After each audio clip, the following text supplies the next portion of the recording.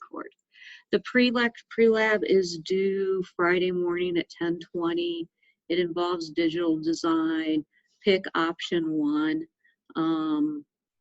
Homework 5 is due on Tuesday, and this will be on the small signal stuff.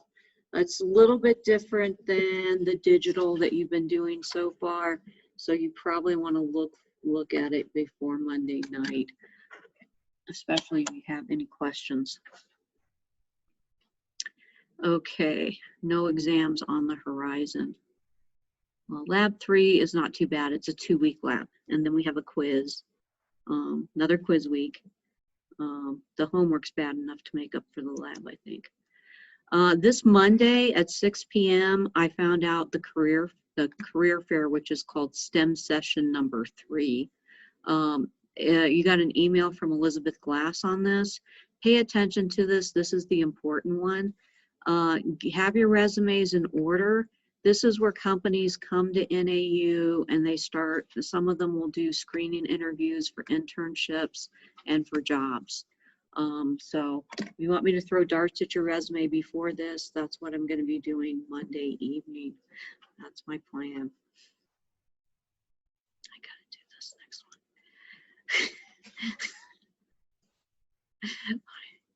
one. Next year, I'm going to be teaching part-time. I'm limiting my hours, so I can only teach 2 classes, and they can't do that to me again. The other half of my time, the second half of my time, I'm going to be working in Dr. Cambo's lab. In the third half of my time, I am going to be going to grad school in applied physics, far away from 6, and what I actually do. It's closer to what I do than informatics is. So I've got the opportunity, I've got the funding, I might as well do it. Congrats, Julie. Yes, it'll be fun. My son keeps saying to me, so you think you're going to get more respect as a grad student than you do?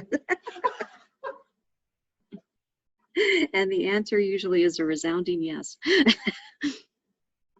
No, it's good. I've got a lot of work to do in the lab, and we've got a lot of projects that are going on, and the number of projects and the amount of funding keeps going up. So yeah, I just need to be over there.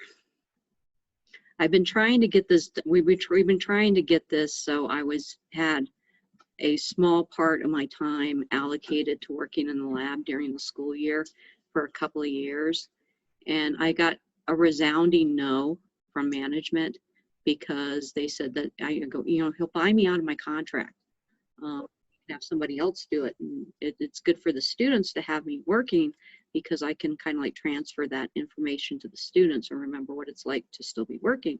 And no, you can't do that. You're a lecturer. You can't do that. It'll be bad for you, Julie. You don't want to do that. If we give you that, what if he runs out of funding? Then you'll be in trouble. And this has been going on. But we found a loophole to this, is that as a grad student, I can do anything I want. Now I have a 50% allocation in the lab. And for a very short amount of time there, I was nearly not teaching in EE. I was teaching in the physics department. But they found out that was going to be hard because it would cause, they'd have to actually do the whole hiring thing, and it takes about a year. So. I mean, not that it would be hard for you in the physics department, but you're just talking. Well, what Gabe Montana's eyes lit up when he said, "You can teach the physics for the electronics or physicists." Yeah, of course. I can teach electronics. Okay. So, yeah, a few changes. Classes for fall 2021, EE380 is on the books, so I assume that they're going to have me teach it. Sign up for it. If I get enough people, they can't cancel the class, which means I'll be at least one class I will not be teaching 188 as punishment or something like that. Or they'll make me teach programming or something stupid like that because they're mad at me. For their short while last fall, I was teaching 215. And I said, no, I can't do that. And they said, oh, okay, so we'll change it to 110. Okay. And then it looked back a couple of weeks later and it's back to 215. I go, no, you really don't want me teaching a programming class. That's a good one. Embedded mixed signal in the fall. It's more like op-amp, analog circuits. We actually spend most of the class time on the lab bench if it's a normal semester, or last semester it was all simulations, with some people doing it on the bench. And learning how to use Arduinos to drive analog circuits and interfacing issues and all kinds of things. Printed circuit board design that you don't learn in school otherwise. Another good class is Dr. Cambo's INF 638. It's cryptography. If you understand, it's math and some programming, but I even took the class and I guess I passed it. I wasn't actually being graded. He said I did okay. He told me I didn't have to retake it. But I wrote all of my encryption algorithms in Microsoft Excel. So I didn't have to program. But it's if you understand this material, it's pertinent to the real world right now. The systems we're building are advanced enough that they're getting, Lockheed Martin is starting to commercialize some of them. So this is real work and like cutting edge cryptography stuff. And there's hardware involved, there's software involved, you get to work with all kinds of people. It's kind of fun.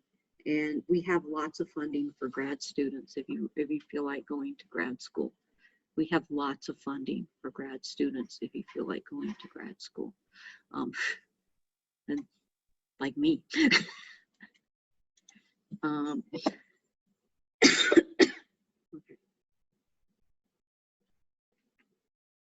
Dr. Evil.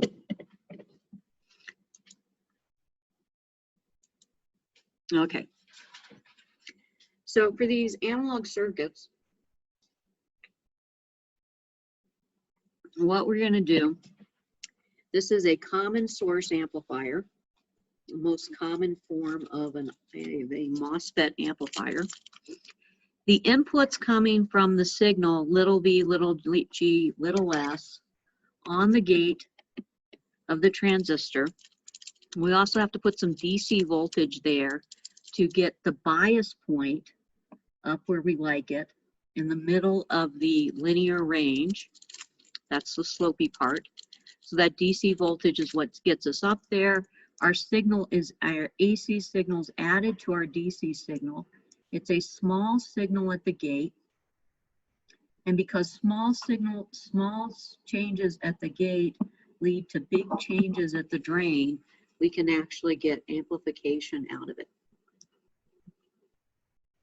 Class A, this Q point, the one that's labeled Q, gives you best linearity. What Dr. Brower calls calls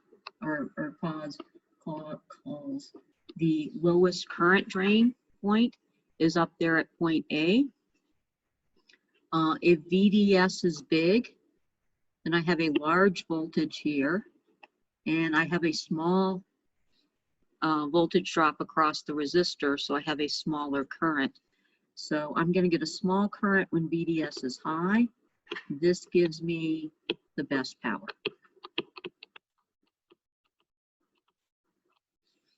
And you can actually operate anywhere between there. Maybe sacrifice a little bit of linearity to meet your power spec, or sacrifice a little bit of current drain to meet your linearity spec.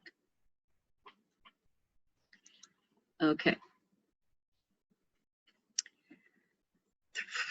We talked about that. The three regions of operation of the transistor, if I have my output VDS equal to VDD, that would mean that the current drain must be 0. So the transistor would be in cutoff. Over here, I have a small, let's see, VDS is on this axis. So I have a small VDS, and when I have a small VDS, I'm usually in triode. Larger VDSs mean that I am in saturation with current draw. So the saturation region is what we're going to be using primarily for these analog circuits. And I will be back momentarily.